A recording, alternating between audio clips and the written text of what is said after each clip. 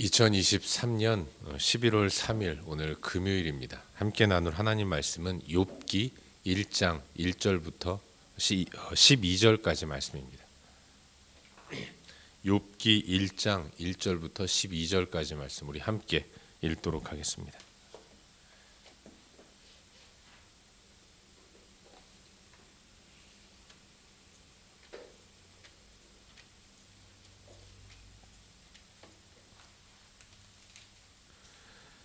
우리 한 목소리로 함께 읽겠습니다. 우스 땅에 욥이라 불리는 사람이 있었는데 그 사람은 온전하고 정직하여 하나님을 경외하며 악에서 떠난 자더라. 그에게 아들 7과 딸 3이 태어나니라. 그의 소유물은 양이 7,000마리요 낙타가 3,000마리요 소가 500결이요 암나귀가 500마리이며 종도 많이 있었으니 이 사람은 동방 사람 중에 가장 훌륭한 자라. 그의 아들들이 자기 생일에 각각 자기의 집에서 잔치를 베풀고 그의 누이 3명도 청하여 함께 먹고 마시더라.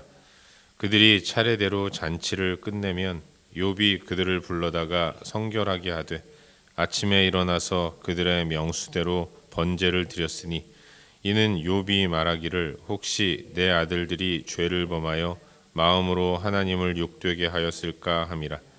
욥의 행위가 항상 이러하였더라. 하루는 하나님의 아들들이 와서 여호와 앞에 섰고 사탄도 그들 가운데 온지라. 여호와께서 사탄에게 이르시되 내가 어디서 왔느냐. 사탄이 여호와께 대답하여 이르되 땅을 두루 돌아 여기저기 다녀왔나이다. 여호와께서 사탄에게 이르시되 내가 내 종 욥을 주의하여 보았느냐.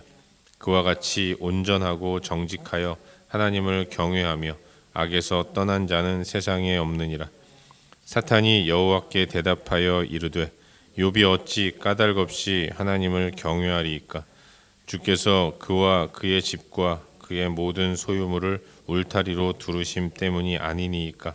주께서 그의 손으로 하는 바를 복되게 하사 그의 소유물이 땅에 넘치게 하셨음이니이다. 이제 주의 손을 펴서 그의 모든 소유물을 치소서.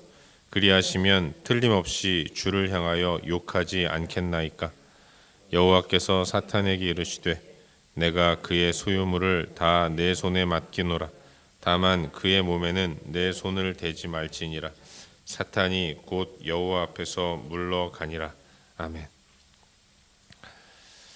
복된 새 하루가 시작되었습니다. 오늘 하루 또 허락하신 분이 하나님이심을 굳게 믿으면서 하나님의 인도를 따라 복되게 잘 살아가는 우리 모두가 될 수 있기를 바랍니다.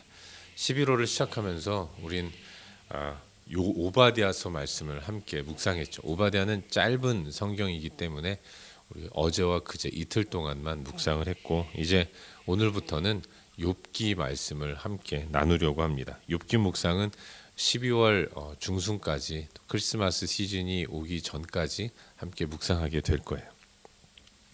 욥기 하면 우리가 잘 알고 있는 내용이라고 생각을 합니다. 그리고 이 내용들을 우리는 너무나도 많이 들었고 또 뭐 교회에서는 주일학교 때 성극으로도 많이 했죠. 사실 욥기는 묵상하면 묵상할수록 결코 쉽지 않은 책이다라고 말할 수 있습니다. 다 알고 있는 내용이라고 생각하지만 그 가운데 엄청나게 많은 또 하늘의 진리와 또 이 땅을 살아가는 우리를 겸손케 만드는 여러 가지 내용들이 기록되어 있다는 생각이 들어요. 오늘 그 욥기를 이제 오늘부터 시작해서 계속 묵상하게 될 텐데 오늘은 1장 1절부터 12절까지의 말씀을 살펴보는 가운데 우리에게 주시는 은혜와 도전들을 함께 나누려고 합니다. 여러분 성경 66권의 내용들을 책의 성격을 가지고 분류를 하면 욥기는 시와 문학과 철학을 다루는 시가서에 포함이 됩니다. 솔직히 욥기는 우리가 언뜻 보면 그냥 욥이라는 한 인물의 삶 가운데 나타난 여러 가지 고난 가운데서 일어나는 여러 가지 일들, 또 그걸 극복해 나가는, 또 궁극적으로 하나님께서 회복시켜 주시는, 그래서 이전보다 더 많은 부와 또 자녀들과 또 여러 가지 것들, 풍성한 것들을 소유하게 되었다라는 내용으로만 이해를 하게 됩니다.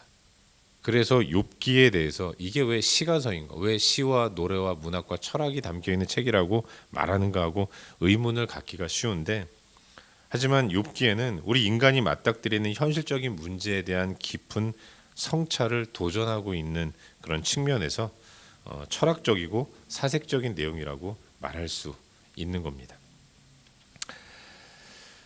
오늘 이 욥기 말씀을 1절부터 한번 살펴보면 우스라는 땅에 거주하는 사람이 욥이었다라고 기록하고 있죠. 우스라는 땅은 가나안을 기준으로 볼 때 동쪽에 있는 그런 땅이었습니다. 그 땅에 욥이라는 인물이 살고 있었는데 그 욥은 온전하고 정직하여 경외하며 하나님을 경외하며 악에서 떠난 자였다고 성경은 기록하고 있습니다. 그래서였는지 모르겠지만 그에게는 많은 소유물이 있었어요. 풍족한 소유물이 있었습니다. 다복한 가운데 소유도 풍성했고 많은 자녀들도 두어서 모든 사람들이 그를 훌륭하다고 평가했다는 거죠.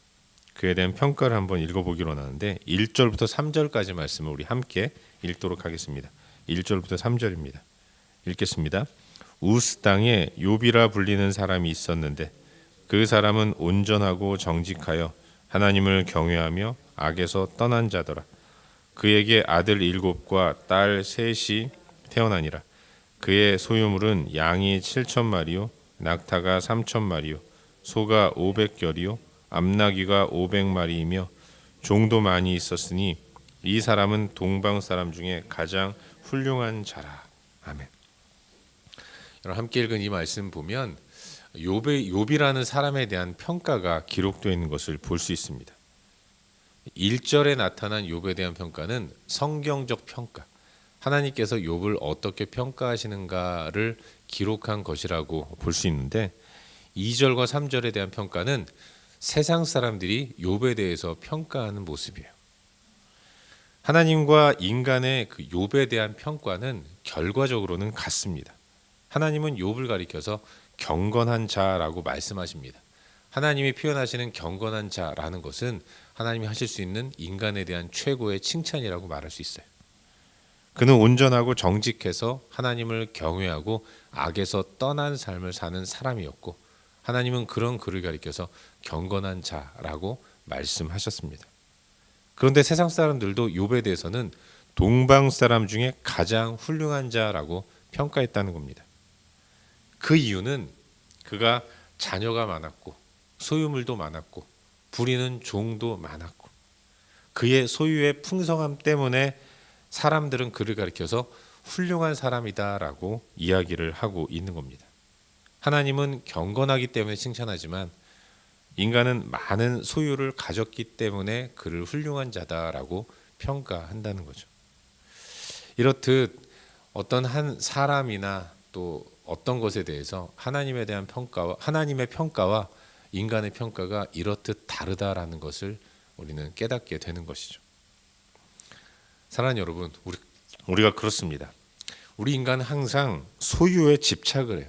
많이 가졌느냐, 적게 가졌느냐, 풍성한가, 그렇지 못한가, 세상적으로 지위가 높으냐, 그렇지 않느냐, 많이 배웠느냐, 적게 배웠느냐, 모두가 다 고개를 숙이는 사람인가, 아니면 모든 사람에게 고개를 숙이는 사람인가, 이것에 대해서 이런 기준을 가지고 어떤 한 사람이 훌륭한 사람, 좋은 사람이냐, 그렇지 않은 사람이냐 이렇게 나누는 겁니다. 우리 학교 다닐 때 그러지 않았습니까? 공부 잘하는 전교 1등은 뭘 해도 다 모범생이에요. 특별하게 문제를 일으킨 것도 아닌데 공부를 잘 못하면 항상 문제아라고 생각을 했다는 거죠. 이게 세상의 인심이고 평가라는 것. 우린 그걸 너무나도 잘 알고 있습니다.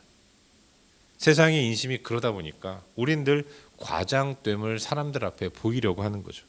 무시당하지 않으려고. 무시당하지 않기 위해서 무리를 하는 경우가 많이 있습니다. 좋은 차를 타야 무시당하지 않는다. 넓은 집에 살아야 무시당하지 않는다. 자녀가 좋은 대학에 들어가야 무시당하지 않는다. 끊임없이 외부의 사람들, 타인이 나를 어떻게 볼 것인가를 생각하면서 그들 앞에서 센 척하고 꿀리지 않으려고 항상 외적인 부분을 신경 쓰면서 과장된 모습을 가지고 살아가는 경우가 많이 있는 겁니다. 하지만 우리 하나님은 그런 분이 아니시죠. 하나님은 언제나 우리의 중심을 보시는 분이십니다. 다른 누군가를 의식하는 것이 아니라 하나님을 인생의 주인으로 모시고 그가 원하시는 삶을 살아가는 것. 그게 바로 참된 행복임을 굳게 믿으면서 하나님 앞에서 발견되려고 하는 삶을 사는 것. 그것이 성도의 삶이라는 것을 우리는 잊지 말고 살아야 하는 것입니다. 바라기는 오늘을 사는 우리들의 삶 가운데서 하나님 앞에서 온전하고 정직하여 하나님을 경외하고 악에서 떠난 삶을 지향하며 나아가는 우리의 오늘 하루가 될 수 있기를 바랍니다. 하나님 앞에서 우리가 살아야 할 삶의 모습은 그렇게 우리의 내면을 늘 정직하게 바라보면서 점검하고 그리고 하나님께 맡기고 하나님의 인도를 따라 나아가는 삶을 살아야 하는 거예요. 세상 사람들에게 어필하려고 하고 세상 사람들의 평가에 일희일비하면서 마음을 빼앗기는 것이 아니라 내 마음의 중심을 보시고 늘 나와 동행하시며 내 삶을 지켜보시는 하나님 앞에서 나는 어떤 삶을 살아야 하는가, 하나님 앞에서 이런 문구를 마음에 새기면서 오늘도 그렇게 하나님의 인도하심을 따라 순종하면서 복되게 살아가는 우리 모두가 될 수 있기를 주의 이름으로 축원합니다.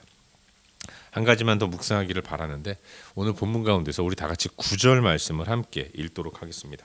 본문 9절입니다. 함께 읽겠습니다. 사탄이 여호와께 대답하여 이르되 욥이 어찌 까닭 없이 하나님을 경외하리이까. 아멘. 여러분, 욥기에는 천상의 회의 장면이 2번 등장을 합니다. 그리고 그 자리에 사탄도 서 있었다는 거예요. 하나님이 주관하시는 천상의 회의에 사탄이 와서 하나님께서 사탄과 이야기를 나누시는 장면이 욥기에 등장하는 것을 볼 수 있어요. 이 천상의 회의의 안건이 뭔가, 과연 왜 욥이 그렇게 경건한 삶을 사는가, 이것에 대한 토론이 벌어진 거죠. 욥은 경건하게 살아가는 사람이라는 겁니다. 늘 하나님 앞에서 범죄하지 않기 위해 애쓰고 있었고 혹시라도 하나님 앞에서 잘못된 삶을 살면 어떻게 할까 생각하면서, 그리고 자기 자녀들도 혹시라도 경거망동하면서 부지 중에 하나님 앞에서 죄를 범했을지도 모르기 때문에, 그래서 욥은 항상 자기 자신을 돌아볼 뿐만 아니라 선제적으로 먼저 회개의 제사, 번제의 제사를 드리는 사람이었어요. 작은 티까지도 하나님 앞에 보여드리지 않기 위해서 그렇게 경건하게 살아가는 사람이 욥이었다는 겁니다. 하나님은 그런 경건한 욥을 기뻐하셨고 사랑하셨죠. 그래서 사탄에게 나의 종 욥이 이와 같은 사람이다라고 자랑을 했다는 겁니다. 그런데 이 천상의 회의에서 나눈 이야기는 왜 욥이 그렇게 삶을 살아가고 있는가, 까닭 없이 그렇게 살지는 않을 것입니다 라는 것이 사탄의 주장이었던 거예요. 사탄의 주장의 핵심은 까닭 없이라는 것이었습니다. 욥이 까닭 없이 하나님 앞에서 경건한 삶을 살겠습니까 하면서 하나님께서 주신 것들을 다 거두어 가시면 그는 분명 경건을 포기하고 하나님을 원망하는 여느 사람들처럼 살아갈 것입니다 라고 이야기를 했다는 거죠. 그가 하나님 앞에서 선제적으로 번제를 드리면서 정결하게 살아가려고 했던 이유는 그가 자녀가 10명이고 수많은 소유물이 있고 많은 종을 부리는 그런 풍족한 삶을 하나님이 만들어 주셨기 때문입니다 라고 사탄은 이야기를 하는 거죠. 사랑하는 여러분, 사탄의 주장의 근거는 소유였습니다. 인간과 하나님 사이의 관계를 특정한 무언가에 한계를 지었다는 거죠. 그러니 이랬지라고 하는 것이 사탄의 주장의 출발이었다는 겁니다. 하지만 우리가 이런 사탄의 주장에 대해서 별로 반박할 수 없는 이유는 우리가 사실 하나님 앞에서 그런 모습을 가지고 살아가는 경우가 많기 때문입니다. 하나님과의 관계에 있어서 너무나도 계약적인 그런 모습을 가지고 살아가는 경우가 얼마나 많이 있는지 모르는 거죠. 어느 때는 하나님과 딜을 하는 경우도 많이 있지 않습니까? 이것만 해주시면 내가 이렇게 하겠습니다. 하나님은 경건한 삶을 받으시려고 욥에게 은혜를 베풀어 준 것이 아닌데, 욥도 하나님이 풍성함을 허락해 주셨기 때문에 경건한 삶을 살아가고 있는 것이 아닌데, 그런데도 사탄은 이걸 원인과 결과로 정리하면서 그렇게 하나님과 욥의 관계를 비인격적인 주고받는 그 무미건조한 비즈니스 같은 관계로만 이해하는 모습을 가졌다는 것입니다. 여러분, 사실 이게 사탄적인 모습이라고 말할 수 있어요. 항상 하나님과의 관계를 이렇게 주고받는 식으로만 생각하는 이런 모습이 사탄의 모습이고, 사실은 오늘을 사는 우리들에게도 이와 같은 모습이 있다는 것을 우리는 기억하고 또 주의해야 합니다. 여러분, 우린 자주 어려움 당한 사람을 만나게 되면 더욱더 그 사람을 가슴 아프게 만드는 일들을 많이 해요. 요즘은 이거 2차 가해라고 얘기를 하는데, 가뜩이나 힘든 사람에게 얘기하기를 네가 하나님 앞에서 범죄했기 때문이 아니냐 이러면서 입 바른 소리를 해대는 그런 모습을 보이는 경우가 많이 있는데, 결코 그건 바람직하지 못한 것입니다. 우리의 삶이 하나님의 신실하심을 믿으면서 우리 연약한 한계를 떨쳐내기 위해 노력하는 삶을 살아갈 수 있기를 바랍니다. 여러분, 우리 가운데 고난당한 분이 계신다면 하나님 앞에 나아가 그 아픔을 토로하시길 바랍니다. 여러분 주변에 어려움 당한 분들을 만나시게 되면 이유를 불문하고 먼저 그를 안아주고 격려하며 기도해 줄 수 있기를 바라요. 그리고 모든 것들을 다 하나님께 맡기는 그런 모습이 우리 가운데 필요할 줄로 믿습니다. 오늘 우리들의 삶이 그렇게 하나님 앞에서 인격적인 관계를 주님과 유지하기 위해 애쓰는 우리 모두가 될 수 있기를 바랍니다. 하나님은 원인과 결과에 한계 지어지는 분이 아니라 그걸 뛰어넘는 분이라는 생각을 하면서 내 삶 가운데 있는 어려움을 자꾸만 그렇게 하나님 앞에서 범죄한 것 때문에 그런 것이다 라고만 볼 것이 아니라, 이 가운데서 하나님이 나에게 어떻게 어떤 은혜를 베풀어 주시려고 이러시는가를 깊이 묵상하면서 하나님에 대한 신뢰의 마음을 가질 수 있기를 바라고, 고통을 당하고 아픔을 당하는 사람들, 그들을 정죄하는 것이 아니라 그들의 아픔을 이해하고 또 보듬어주고 안아주는 가운데 그렇게 오늘도 하나님이 기쁘게 받으시는 삶을 사는 우리 모두가 될 수 있기를 주의 이름으로 축원합니다. 기도하겠습니다. 함께 기도할 때 오늘 주신 말씀 붙들고 기도하기로 하는데요. 하나님, 오늘도 섣부른 판단을 유보하게 하여 주시옵소서. 하나님 앞에서의 삶을 살아갈 수 있도록 인도하여 주시옵소서. 이 시간 들은 말씀 붙들고 함께 기도하기로 하고, 또 우리가 중보해야 할 내용들을 기억하면서 함께 기도하시기 바랍니다. 그렇게 중보 기도한 이후에 각자 개인적인 기도 제목 가지고 기도하시다가 일상의 삶의 자리로 나아가도록 하겠습니다. 함께 기도합시다.